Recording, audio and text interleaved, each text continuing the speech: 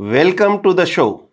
आज हमारे साथ जुड़ा हैं अंकेश रेखानी, जो है आईसीआईसीआई म्यूचुअल फंड के सीनियर प्रोडक्ट स्पेशलिस्ट और जिनके पास म्यूचुअल फंड इंडस्ट्री का 15 साल का एक्सपीरियंस है। अंकेश जी ने कंपनी में कई इंपॉर्टेंट डिपार्टमेंट में काम किया है और फिलहाल आईसीआईसीआई प्रोडक्ट स्ट्रेटेजी को लीड कर रहे हैं। हम जानते हैं इनसे मार्केट ट्रेंड, इन्वेस्टमेंट स्ट्रेटजी और म्यूचुअल फंड की दुनिया के कुछ अहम अपडेट्स। तो आइए सीधे चलते हैं अंकेश जी के पास। तो स्वागत है अंकेश रेखानी जी। सबसे पहले हम जानना चाहेंगे कि आपके प्रोफेशनल करियर के बारे में क्या कहना चाहेंगे। आपका अभी तक का एक्सपीरियंस और करियर कहाँ लेके आया है आपको? सर मैंने मेरा करियर जो चालू किया 2011 से चालू किया। ऑलमोस्ट 14-15 इयर्स का एक्सपीरियंस हो चुका है इस असेट मैनेजमेंट इंडस्ट्री में। फिनांस की दुनिया को मैंने after college life first time मेरी जॉब में आके मैंने नोटिस किया and it is been an excellent journey till yet. Asset management industry जिसका मैं पार्ट हूँ, इट इज़ अ इंडस्ट्री जहाँ पे आप लर्निंग करते जाते हैं एंड जो ग्रोथ है वो कभी रुकती नहीं है। इट इज़ लाइक हमारे यहाँ पे जो लोग पिछले 30 साल से भी हैं वो भी कहते हैं कि आज भी मैं सीख रहा हूँ और मैं भी आज after 14 year of experience still I am learning. So great journey so far. ये तो सर लाइफ का रूल है कि लर्निंग नेवर एंड्स। जिस दिन लर्निंग बंद यानी कि लाइफ बंद, तो इसलिए तो ये तो बहुत अच्छी बात है। हम ये जानना चाहते हैं या हमारे व्यूअर्स ये जानना चाहते हैं कि आज के म्यूचुअल फंड इन्वेस्टर्स को आप किस तरह के चेंजेस उनमें देखना चाहते हैं या देख रहे हैं, इसके बारे में आपका क्या राय है? देखिए, मैं जब से इंडस्ट्री में आया हूँ आज 15 साल में, मैंने जो देखा और जो मैंने पिछले लोगों से सुना, तो आज सन 2000 में निवेशक की जो मानसिकता थी और आज के निवेशक की मानसिकता में बहुत फर्क आ गया है। हम इन जनरल अगर मैं बात करूं तो कई दशक से हम लोग एक ट्रेडिशनल इन्वेस्टर के रूप में जाने जाते हैं। ट्रेडिशनल इन्वेस्टर के रूप में ऐसा इन्वेस्टर जो कि एफडीज में विश्वास करता है, इंश्योरेंस पे विश्वास करता है, फिक्स रिटर्न्स पे विश्वास करता है। बट आज मैं देख रहा हूँ कि हमारे निवेशक जो हैं वो एडवेंचरिस्ट भी हैं, जहाँ पे लोग फ्यूचर एंड ऑप्शंस पे, बिटकॉइंस पे, क्रिप्टोस पे बात कर रहे हैं, प्राइवेट एक्विटीज़ की बात कर रहे हैं। आईपीओ फ्रेंजी आपने देखा लास्ट अभी पिछले 3 साल में आईपीओ की जो बुक साइज बनी है, प्राइवेट इन्वेस्टमेंट जिस तरीके से चले, it is excellent. So volatility के साथ, ऊंच नीच के साथ इंडियन निवेशक कंफर्टेबल हो गया है और आज इंडियन निवेशक व्यापार की सबसे बड़ी भाषा जिसे हम इक्विटी कहते हैं उसे समझने लगा है, कहीं ना कहीं हमें लगता है। और आपने देखा ये म्यूचुअल फंड इंडस्ट्री किस तरीके से 10 लाख करोड़ से आज 72 लाख करोड़ की हो गई है और बहुत ही कम समय में हमने ये जर्नी तय करी है। तो आपको क्या लगता है जो इंडस्ट्री 72 लाख करोड़ की हो गई है, 1 लाख करोड़ होने में कितना टाइम लगेगा? सर इसी स्पीड से अगर फ्लोस जारी रहे तो मुझे लगता है कि बाय 2030 हम आराम से 1 लाख करोड़ की इस जर्नी को। 72 करोड़ से 1 लाख करोड़, इतना टाइम क्यों देना चाहते हैं सर? मैं तो ये चाहता हूँ कि एक साल में मार्केट 50% बढ़ जाए और 1 लाख करोड़ तो वैसे ही हो जाए बिना फ्लो के। डेफिनेटली। तो क्या आपको क्या लगता है कि इस समय हम इकोनॉमी में मार्केट में किस जगह है? क्या मार्केट ओवरवैल्यूड है? और यदि ओवरवैल्यूड है तो आपका इस जगह से क्या टेक है? Sir markets overall broader market की अगर मैं बात करूं तो पिछले 4 सालों में हमने बहुत हेल्दी रैली देखी है मार्केट की ना। आफ्टर कोविड के दौरान जब मार्केट 38% से गिरा और उसके बाद से आज मार्केट 3 गुना हो चुका है। तो आज अगर मैं इससे देखूं तो ब्रॉडर मार्केट में को अगर मैं बाइफरकेट करके देखूं large cap, mid cap, small cap में, तो मिड और स्मॉल कैप थोड़े से ओवरवैल्यूड रेंज में ज़्यादा है, जो कि अपने 10 ईयर एवरेजेस से 30% प्रीमियम पे चल रहे हैं, हम कह रहे हैं। और इन टर्म्स ऑफ पीई की मैं बात कर रहा हूँ। और लार्ज कैप जो है, इनका क्या पीई चल रहा है इस समय? रफली एट अराउंड 27 और 32 के आसपास होगा। But more important is large cap is Nifty is 22 point something. So more of large cap P जो है वो 10 ईयर एवरेजेस के आसपास होवर कर रहा है। सो डेफिनेटली मार्केट्स इंडिया में मैं कहूँगा फेयरली वैल्यूड है या फिर स्लाइटली ओवर फेयर वैल्यूड है, स्लाइटली ओवर वैल्यूड। बट एक चीज मैं कहना चाहूंगा कि there is always scope of bottom up in the markets. So पूरा बाजार अगर मैं बात करूं ब्रॉडर वे में 500 टॉप स्टॉक्स की, तो मुझे नहीं लगता कि 500 के 500 ओवर वैल्यूड है। There is always a pocket of market जो कि फेयर वैल्यू में या बिलो इट्स फेयर वैल्यू में ट्रेड कर रही होती है। तो ओवरऑल अगर मैं बात करूं तो there is always opportunities available in the market और अभी भी लगता है कि अपॉर्चुनिटीज है, ऐसा नहीं। तो बॉटम लाइन आप ये कहना चाहते हैं कि ये स्टॉक पिकर्स मार्केट है और थोड़ी सी रिच वैल्यूएशन पर है। राइट। तो अगले 2 या 3 साल में आप मार्केट में क्या बड़ी रिस्क देखते हैं या क्या बड़ी थ्रेट है जिससे इन्वेस्टर को थोड़ा सा कॉशियस होना चाहिए? मार्केट्स में अगर मैं कहूँ तो बहुत ही चीप वैल्यूएशन वाले कोई भी स्टॉक्स अवेलेबल नहीं है ऐसा लगता है। और ओवरऑल मार्केट में अगर मैं आने वाले टाइम में थ्रेट मान के चलूँ तो मुझे लगता है ऐसी कंपनीज जिनकी प्राइस में मूवमेंट बहुत अच्छा आ चुका है, बट जिनकी कमाई में, जिनके अर्निंग्स में जो प्रॉफिट्स हैं उनमें ग्रोथ नहीं आई है, और जहाँ पे नहीं आएगी वहाँ लगता है कि सबसे बड़ा थ्रेट है। But very same time opportunities बहुत सारी आ रही है इंडियन कंपनीज में। बहुत सारा इनोवेशन दिखाई दे रहा है। Majority of small cap mid cap forms भी हम देखेंगे टेक्नोलॉजी की सपोर्ट से आगे जा रहे हैं। सो ओवरऑल अगर मैं लॉन्ग रन में बात करूँ, इसे अपने इस डिस्कशन को मैं स्लाइटली अगर लॉन्ग टर्म में लेके जाऊँ, तो मुझे ऐसा लगता है कि कंपनीज के लिए इंडिया में आज भी बहुत बड़ा ह्यूज स्कोप है। और ग्रोथ ट्रेजेक्टरीज में कंपनीज जिस तरीके से हमारी स्मॉल और मीडियम स्केल कंपनीज आगे बढ़ रही है, in fact they are beating some of the blue chips names. So going ahead we see a very good market. और जैसा सभी लोग कहते हैं और अपनी इंडस्ट्री में अपन रेगुलर बातें करते हैं कि इंडिया की लॉन्ग टर्म ग्रोथ थोड़ी इंटैक्ट है। और उसके पीछे 3 मेन रीजंस जो है वो मैं पॉडकास्ट के माध्यम से बोलना चाहूँगा लोगों को। फर्स्ट वन, जो किसी भी देश को तरक्की की तरफ लेके जाता है, पहले भी हमने ये मॉडल चाइना में, यूएस में देखा, द मोमेंट आपकी वर्किंग एज पॉपुलेशन पिक पे होती है, जो वर्किंग एज पॉपुलेशन होती है जिस किसी कंट्री की, जब पिक पे पहुंचती है वो उस कंट्री का सबसे पिक का दौर होता है, सबसे तेजी से ग्रोथ करने वाला दौर होता है। और इंडिया में आज अप्रॉक्सीमेटली 64% लोग वर्किंग एज पॉपुलेशन पे है। So as compare to any other country in the world, मैं देश के पूरे 194 देशों का अगर कंपैरिजन करूं, हम फास्टेस्ट वे में आगे बढ़ रहे हैं। हमारी नॉमिनल जीडीपी 13% से आगे बढ़ रही है। और इस वर्किंग एज पॉपुलेशन से हम हमारी ग्रोथ की स्पीड और तेजी से बढ़ा सकते हैं। सेकेंड बड़ा रीजन लगता है कि वर्किंग एज पॉपुलेशन तो हमारी सबसे ज़्यादा है ही है, but female work force participation जो है वो बहुत तेजी से बढ़ रहा है। सो दोनों अर्निंग मेंबर्स घर के अर्निंग कर रहे हैं, जिससे नई चीज़ों में, जैसे कि हम देख रहे हैं नई टेक्नोलॉजीज में जोमेटो, स्विगी जैसे नई टेक्नोलॉजिकल फॉर्म्स तेजी से यहाँ पे ग्रो कर रहे हैं। और overall the kind of education we are going through, हमारी जो नेक्स्ट जनरेशन ओवरऑल एजुकेशन के थ्रू जा रही है, एक बहुत बड़ा टैलेंट पूल अपकमिंग है इंडिया में। So long term story is very intact and lot of opportunity for Indian markets. तो दोस्तों, कितनी सौभाग्य की बात है कि हम इस समय उस जगह पे बैठे हैं, स्वीट स्पॉट पे बैठे हैं, जहां 64% पब्लिक, 64% इंडियंस वर्किंग एज में है। तो ये बहुत अच्छी बात है और यही हमारे लिए ग्रोथ का कारण बनने वाला है। लेकिन दूसरी तरफ अंकेश रेखानी जी, हम एक बात जानना चाहते हैं कि रिसेंटली इंटरेस्ट रेट काफी कम हुआ है। इंटरेस्ट रेट रिसेंटली काफी कम है। आपको क्या लगता है कि इंटरेस्ट रेट साइकिल पे हम किस जगह पर है?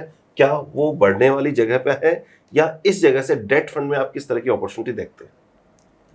सर, अगर डेट फंड्स की मैं बात करूं तो इंटरेस्ट रेट साइकिल को लेते हुए अभी अभी हम लोगों ने 50 बेसिस पॉइंट का एक रेट कट लिया है, जो कि स्ट्रीट के लिए थोड़ा सरप्राइजिंग था।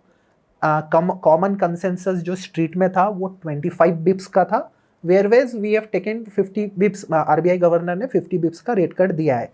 गोइंग अहेड ऑल्सो 25 बिप्स का रेट कट इज एक्सपेक्टेड, जैसे कि मैं न्यूज़पेपर के माध्यम से पढ़ रहा हूँ और कॉमन एनालिस्ट से जो थॉट प्रोसेस आ रहा है, 25 बिप्स का और रेट कट हो सकता है।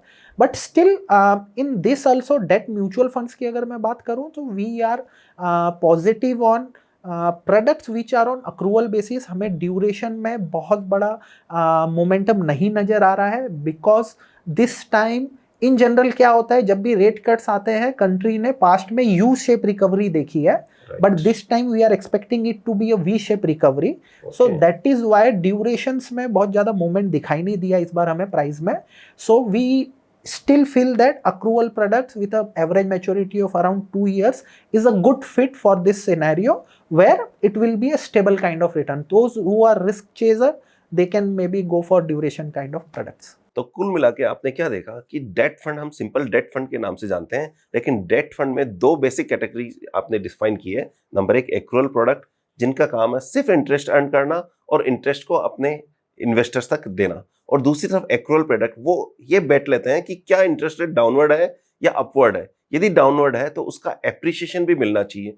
ज़्यादा डिटेल में जानना चाहते हैं तो आपके आरएम जो हमारे यहाँ हैं उनसे आप बात कीजिएगा, वो आपको इस बारे में डिटेल से बताएंगे। लेकिन इतना जरूर बता देते हैं कि ये राइट टाइम है यदि आपका डेट का पोर्टफोलियो है तो उसको रीअलाइन करने का, क्योंकि इस जगह से हो सकता है कि डेट में कुछ जगह नेगेटिव रिटर्न भी देखने को मिले। लेकिन दूसरी तरफ जब आप कह रहे हैं कि न्यूट्रल टू पॉजिटिव मार्केट है लेकिन वैल्यूएशन भी न्यूट्रल से पॉजिटिव की तरफ या हायर साइड की तरफ है, तो ऐसे में इन्वेस्टर्स को, जो हमारे व्यूअर्स हैं, आपको क्या लगता है, उनको एसआईपी स्टार्ट रखनी चाहिए, बंद कर देनी चाहिए, या कुछ प्रॉफिट बुक करके डेट में आ जाना चाहिए? जनरली आप क्या कहना चाहते हैं? सर एसआईपी समथिंग, हम तो कहते हैं एसआईपी एक इंसान के इस धरती पे आते ही चालू हो जानी चाहिए। वाह क्या बात है। और ये उसके जाने तक चलनी चाहिए, क्योंकि हम लोगों ने इस पे डिफरेंट डिफरेंट प्रोडक्ट्स बनाए हुए हैं। और SIP is a journey of wealth creation, जिसमें आप ये चेंजिंग लाइफस्टाइल का, ये चेंजिंग मॉडर्न वर्ल्ड का, ये new business world of this country का आप राइट एक्सपोजर ले सकते हैं। आप सोचिए कि एक मिडिल क्लास आदमी या एक नॉर्मल वेज अर्नर अगर 1,000 रुपए की एसआईपी भी चालू करता है और इस मॉडर्न इंडिया के मॉडर्न बिजनेसेस का पार्ट बनता है, नथिंग लाइक इट। एक अल्ट्रा एचएनआई है, एक रिच पर्सन है, डेफिनेटली ही अंडरस्टैंड्स इक्विटी और वो कभी चाहे डिसीजन लेता है, वो वैल्यूएशन देखता है। But for a middle class person और अ लेमैन पर्सन, मुझे लगता है कभी भी there is no need to stop a SIP at any point of time, unless and until ये आपकी रिक्वायरमेंट आए, अनलेस एंड अनटिल आपने आपके जो फिनेंशियल गोल सेट करे हैं अपने लिए वो आपके पास आए। और जिस तरीके से सिस्टमैटिक वे में मार्केट्स में आप पैसा बनाते हैं, उसी तरह से आपको हमेशा अपना एग्जिट भी सिस्टमैटिक वे में प्लान करना चाहिए। For that we have products called systematic withdrawal plan, जिसको हम कहते हैं। So a right combination of both of that will lead to anything.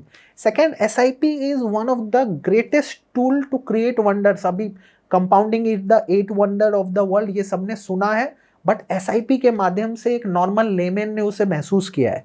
सो ये तो मेरी नज़र में हमेशा चलते रहना चाहिए, and we should plan our exit also in systematic manner.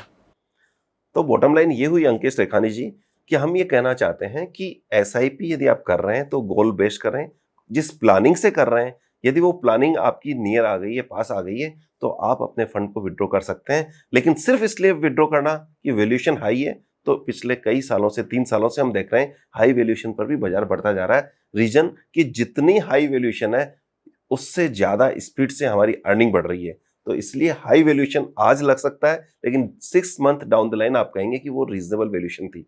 तो क्लियर कट है कि आप अपने गोल से इसको अलाइन करें, जो मैं बॉटम लाइन समझा हूं आपका। Perfect sir. तो रेखानी जी, इन्फ्लेशन और जियोपॉलिटिकल रिस्क को देखते हुए आपको क्या लगता है कि एसेट एलोकेशन, जिसके लिए आईसीआईसीआई विशेष रूप से फेमस है कि एसेट एलोकेशन में इनका कोई सानी नहीं है, तो उसके बारे में आपका क्या राय है कि इस समय किस तरह के एसेट एलोकेशन में इंडिया को जाना चाहिए? और साथ में आप ये भी कवर कीजिएगा कि गोल्ड और सिल्वर में इस जगह से आपका क्या व्यू बनता है? श्योर।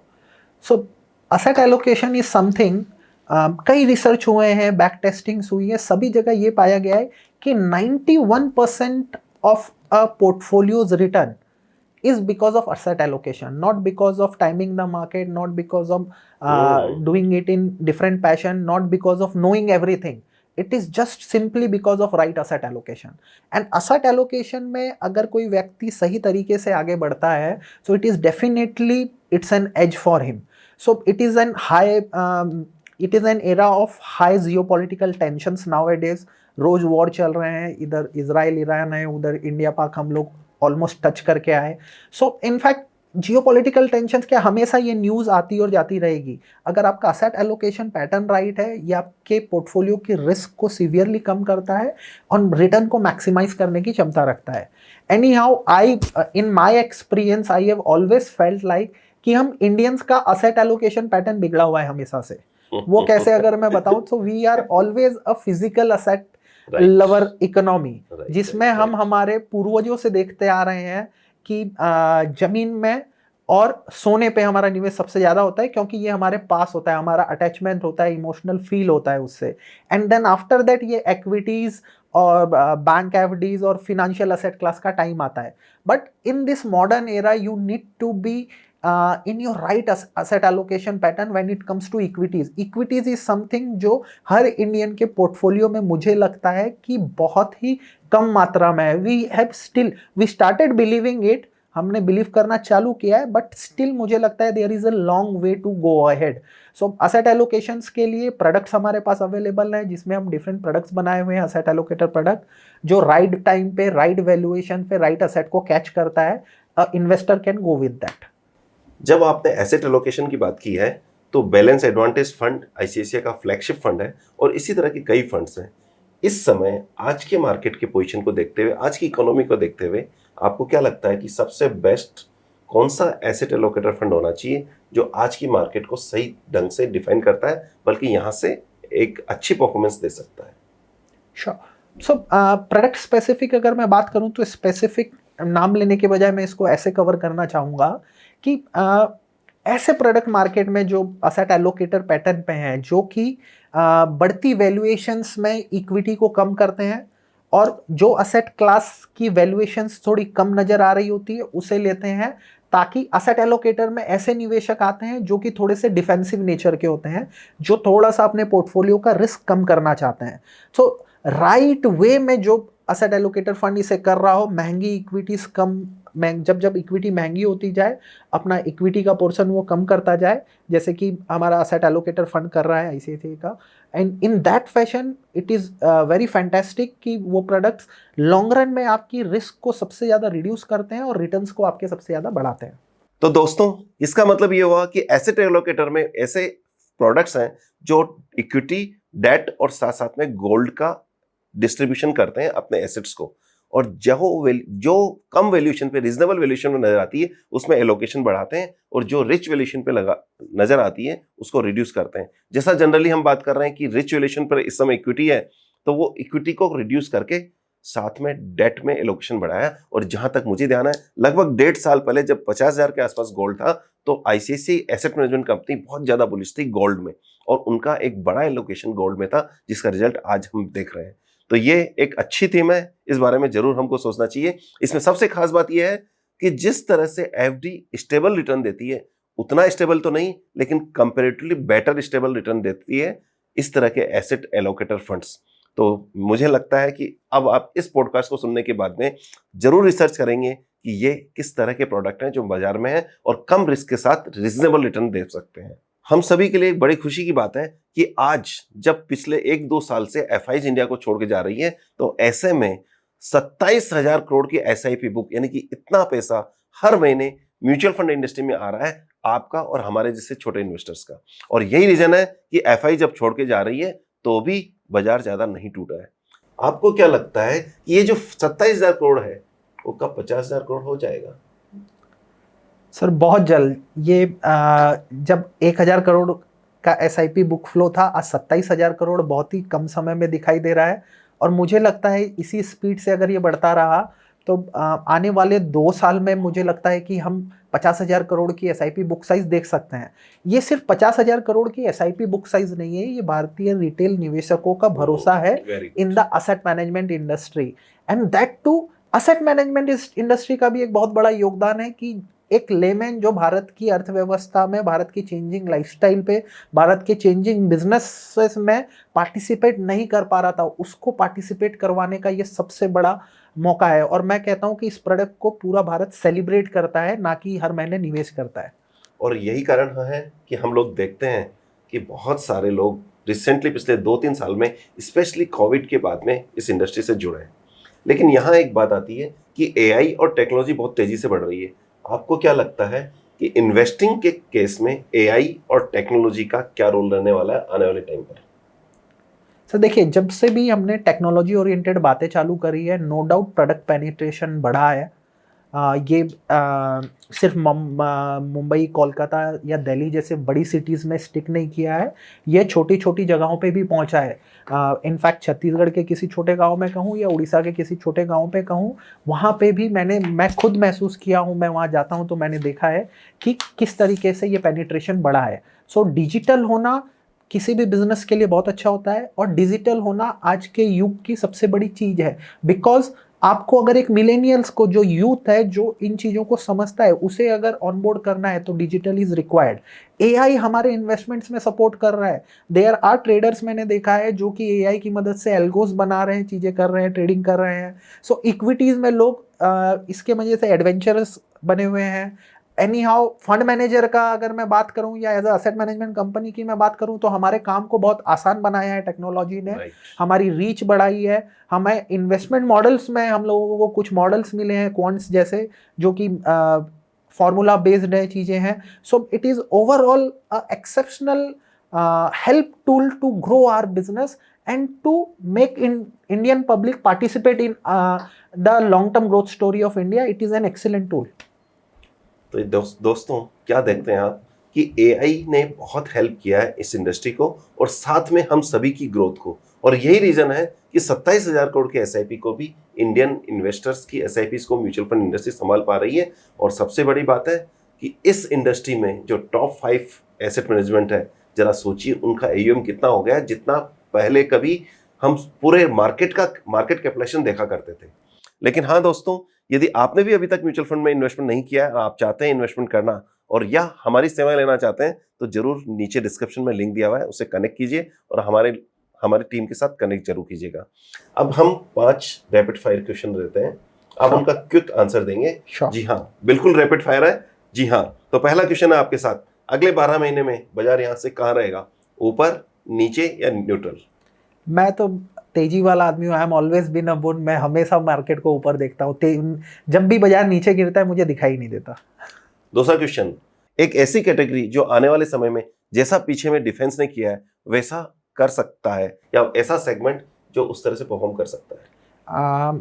मुझे लगता है कि सेक्टोरल रोटेशन वाले जो फंड हैं, जो सेक्टर रोटेट करते हैं, वो इसमें अच्छा करेंगे। तो इसका मतलब थीमेटिक फंड की आप बात कर रहे हैं? हाँ, थीमेटिक एडवांटेज इज देयर, या फिर business cycle kind of funds. Very good.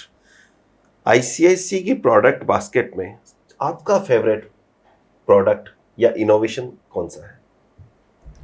सब अगर पर्सनल फेवरेट की आप बात करें तो this is completely personal. It is ICICI prudential asset allocator fund of. वाह क्या बात है।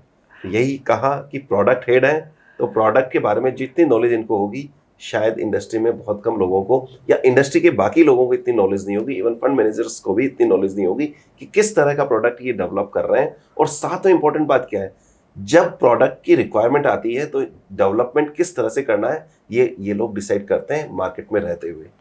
तो एक और क्वेश्चन आता है आपके सामने कि एक ऐसी मिस्टेक जो इन्वेस्टर को अवॉइड करनी चाहिए आज के समय में। सर एक चीज़ मैं बोलना चाहूँगा, एक डिस्क्लेमर देना चाहूँगा यहाँ पे, और फिर इसका आंसर देना चाहूँगा कि यहाँ जो भी मैं अपने व्यूज़ दे रहा हूँ दिस इज़ कम्प्लीटली पर्सनल।